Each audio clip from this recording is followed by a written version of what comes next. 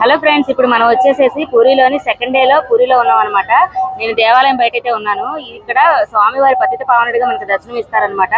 ఈ స్వామివారు ఈ దేవాలయంలోకి అన్ని మతస్థులు వెళ్ళడానికైతే గనక ఇక్కడ ఆచార వ్యవహారాలు అనేది ఒప్పుకోవన్నమాట. అందుకోసం స్వామివారే వీళ్ళందరి కోసం బయటికి దర్శనం ఇస్తారనమాట. ఇక్కడ వారిని అయితే నేను ఇప్పుడు చూపిస్తాను, చూడండి. చూడండి, మనకి ఇప్పుడు బయటికి ఏదైతే కనిపిస్తుందో ఆయన పతిత పావనుడు స్వామివారు అంట. ఆయన చూస్తే సకల పాపాలు అనేది పోతాయి అనమాట. ఈ దేవాలయంలోనికి హిందువులు తప్ప ఎటువంటి క్రైస్తవ ముస్లిం మతస్థులు అడుగు పెట్టడానికి అయితే వీల్లేదనమాట.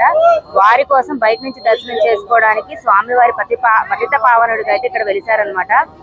ఈ పతిత పావనుని దర్శనం చేసుకుంటే లోపల పూరి జగన్నాథుని దర్శనం చేసుకున్నట్లే అని చెప్పి స్వామివారు చెప్పారనేది ఇక్కడ అందరూ చెప్పుకున్న విషయం అనమాట.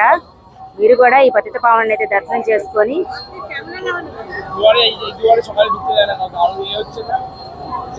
చూడండి. నేను జూమ్ చేసి చూపిస్తున్నాను. పెద్ద పెద్ద కళ్ళతో స్వామివారు అయితే మనకి దర్శనం ఇస్తున్నారు అనమాట.